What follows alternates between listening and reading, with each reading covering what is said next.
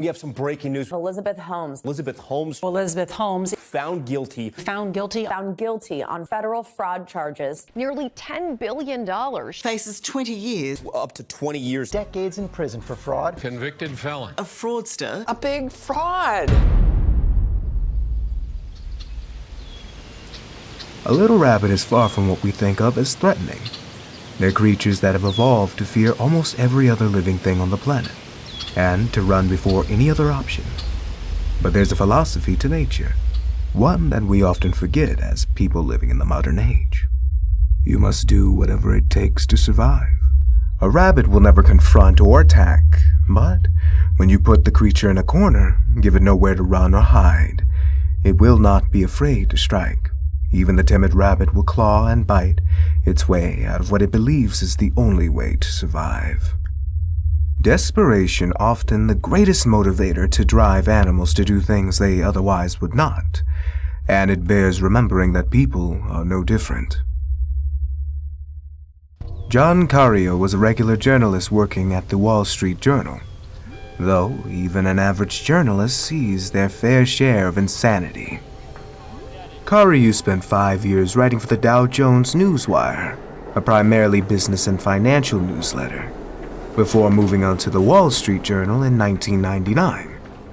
Carreyou spent his career writing articles about business, finance, politics, and terrorism, though despite the subject matters, there wasn't much else out of the ordinary about his job. Then, on what it felt like any normal day, Carreyou received a call from a concerned medical expert. This one call is what put Carreyou in the line of fire and forever changed his life.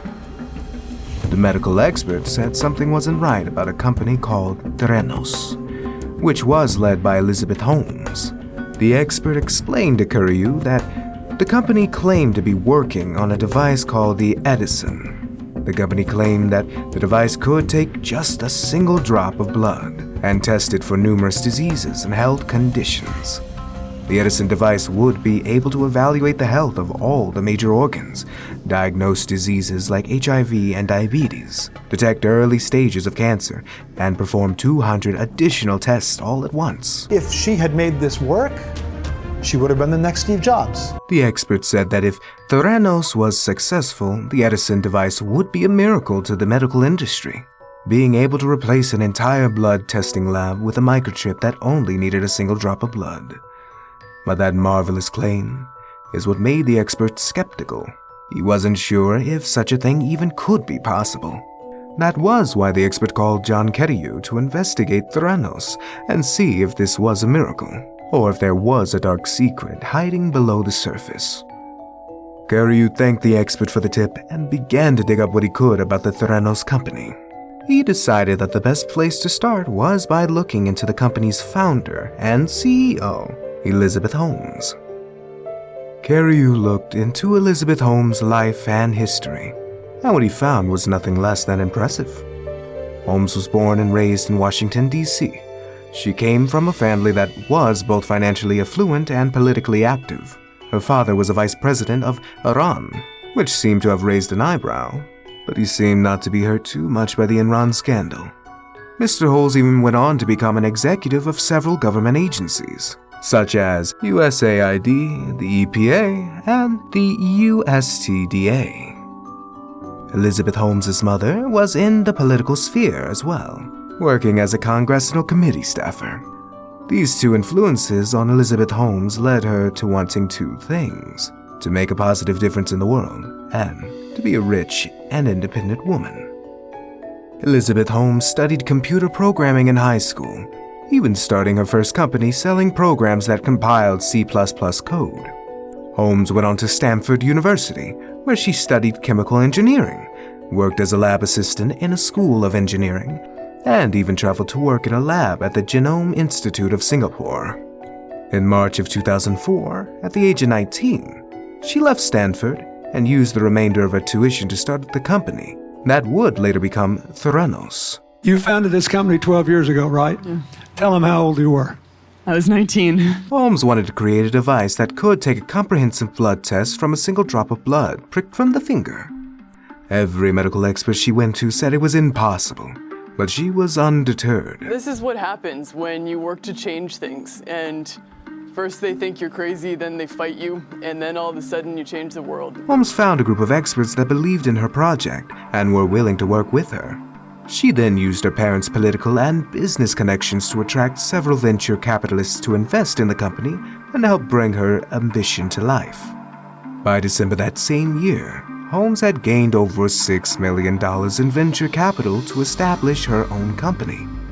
By 2010, Theranos had amassed over $92 million in venture capital, gaining widespread recognition and acclaim. Her ambition was over the top. And unfortunately, the person who twice introduced her to me said, she's just brilliant, she's brilliant.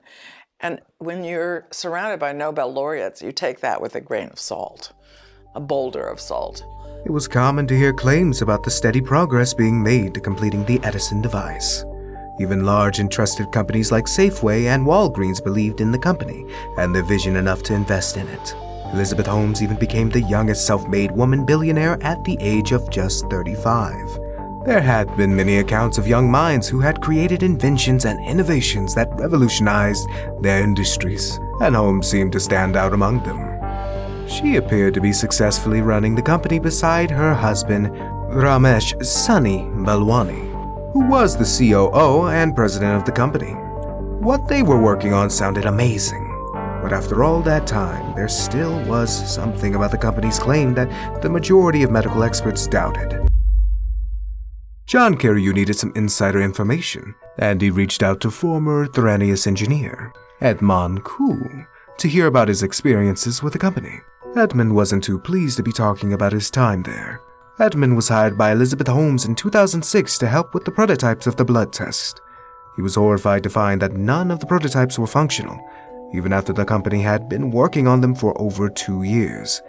He had to scrap all the previous work and start over. She was trying to overpromise and then hope that her engineers and her biochemists would catch up, and that when they eventually did and that her machine worked, no one would be the wiser.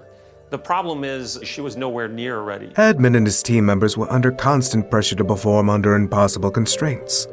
For one, all prototypes had to be tested with only 1 drop of blood, as that was the ultimate goal. They were not allowed to test on larger blood samples first and scale their way down, even though it would be easier and more productive that way. Another constraint was that the engineering team was not allowed to contact the chemistry lab directly. Everything had to be done through an executive. This greatly slowed the development process, and it was strange how Holmes wanted to control so much of the information going between the different departments. It seemed like obsessive behavior, and all it did was delay work and leave the engineering team in the dark.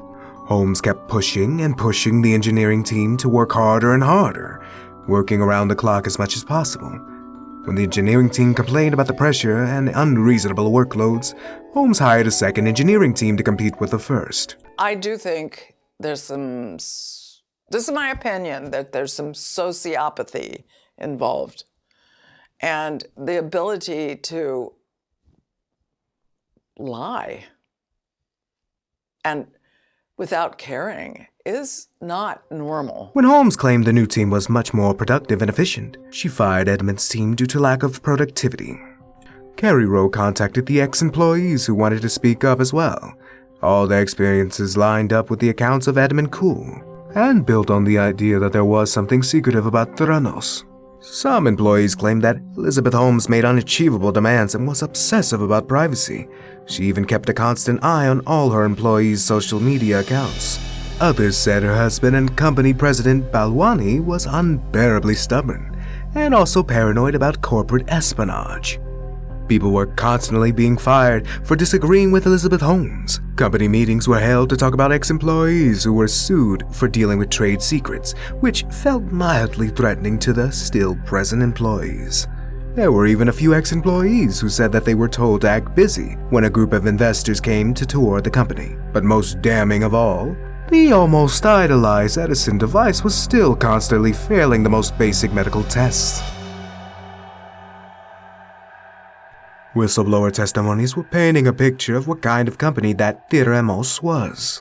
Close friend of Elizabeth, Chelsea Burkett, came forward to voice her experience when Holmes used the unreliable Edison device on a mutual friend with cancer to determine possible treatments. That was a clear case of medical fraud and malpractice within the company, and any experts within the company who voiced their concerns were promptly fired and replaced. Company documents supported these many testimonies. Investors were losing their money, and Theranos was making zero progress on their miracle device. The entire company was in the downward spiral, and yet the company was thriving as a business as if nothing was going on. How was this scheme allowed to go on for so long? Why hasn't any legal action happened yet to get Theranos shut down? The answer to that turned out to be the CEO herself, Elizabeth Holmes. Holmes' idyllic success story and rise to fame turned out to be less than what it seemed. Growing up, her parents were constantly pushing her to be successful, often comparing her to their successful neighbors.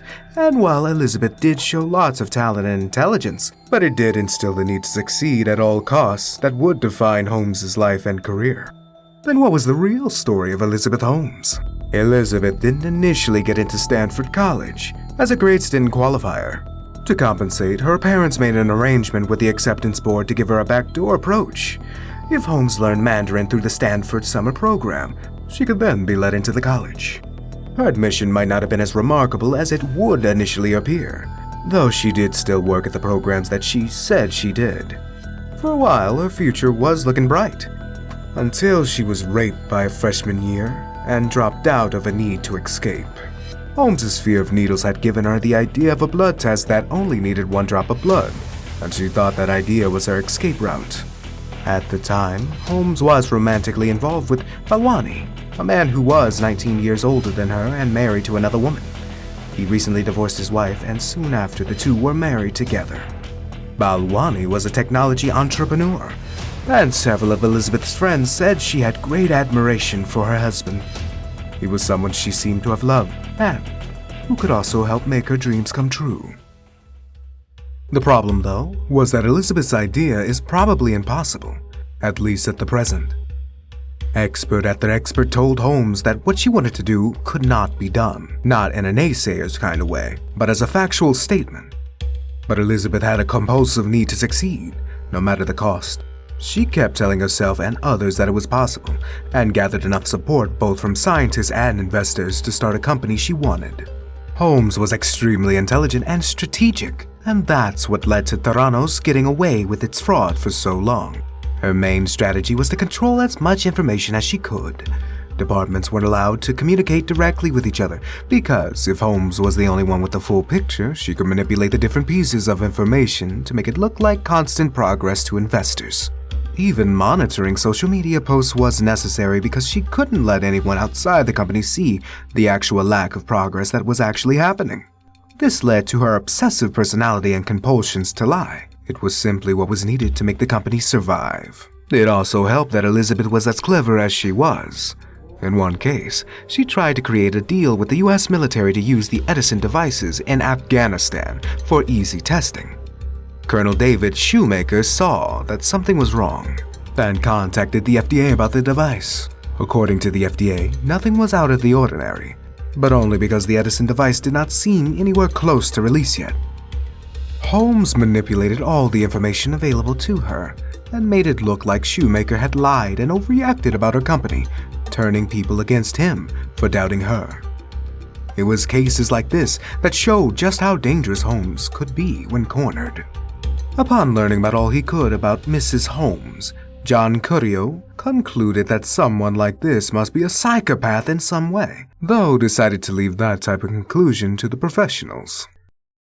Carreyou decided that the best course of action was to put a book together with all the findings of his investigation and expose Theranos for the fraudulent company it was. The Wall Street Journal was prepared to publish the book for him, though a new problem arose. One of the largest investors in Theranos was Rupert Murdoch, who had invested $125 million into the company, and Murdoch happened to own the Wall Street Journal.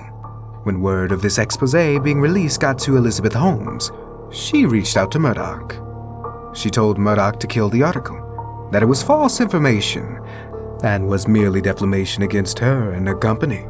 Holmes said publishing it would be grounds for her to take legal action against the Wall Street Journal. But despite her personal gains and all else, Rupert Murdoch allowed Carreyou's book to be published. The effects of the book were immediate on Theranos. Critics and audiences alike praised the book, and it put a terrible spotlight on the company.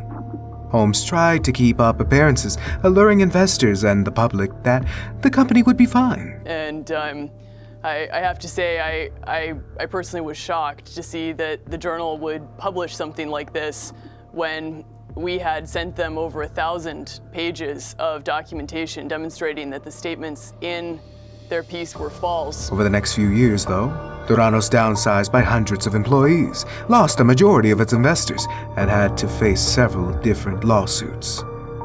John Carreyou won multiple awards, including a Pulitzer Prize for his investigative reporting. He's done multiple follow-ups of the case since the initial book was published, but otherwise this case was left in the hands of the judicial system. The primary lawsuit of this issue was the United States versus Elizabeth A. Holmes, ETAL, which was issued in 2018. This case was to put the owners of Theranos, Elizabeth Holmes, and Ramses Sunny Balwani on trial for 9 counts of wire fraud and 2 counts of conspiracy to commit wire fraud. Following John Carreyou's expose and the lawsuit, Theranos was permanently shut down by the owners. Elizabeth's trial began on August 31, 2021, and is scheduled to end in September of 2022. Balwani's trial is expected to begin in March of 2022. Both trials were delayed due to the corona pandemic, though it may feel like the end of the story. New information from the trial of Elizabeth Holmes has brought a new element into the story. According to Holmes, she had been in an abusive relationship with Balwani for over a decade. She claimed that her husband was controlling of her, and even though Balwani had enforced her to make the false statements to the investors, he constantly pressured her to make the company succeed. Holmes also claimed that she had been berated and sexually abused by Balwani throughout her relationship, and that she felt she needed to make herself a completely different person in order to please his expectations. Balwani has denied these allegations, claiming that they are just her way of pushing blame onto him. He says that he never profited off of their fraud, and that Holmes was the sole mastermind behind the fraud. Balwani claimed that he just went along with it. Unsurprisingly, the two have since divorced. While it can't be denied that Elizabeth Holmes has committed multiple felonies, there is also something to be said about the position she's lived her life in. Throughout her life, she'd been taught that she must be successful at all costs. Her dad had profited being vice president of a company that committed one of the biggest corporate scams in history, and both her parents bent the rules to get her into a good college. This was the way she was taught the world works. And when she left college to escape her rapist, that was only the worldview she had to hold on to. It didn't matter what happened to her. It didn't matter even if the golden idea was impossible. She learned that she still had to somehow make it work. And though people have testified that she is a compulsive liar, she does have text conversations with her husband that give credit to the kind of abuse she was experiencing in her marriage. Holmes claimed to feel so broken down by her husband that she tried to reinvent who she was to be a better version of herself. Although it doesn't excuse her crimes, it does seem like there is some room to sympathize with someone with such a warped perspective, who was always told by loved ones to be better than herself. Considering the circumstances, she showed so much intelligence and prowess in running Theranos. She became a billionaire from an idea that could never even work. If she had learned to accept failure or had a good idea from the start, she really could have been the next Elon Musk or Steve Jobs.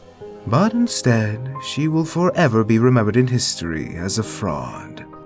Elizabeth so far has been found guilty of 3 counts of wire fraud and 1 count of conspiracy to commit wire fraud.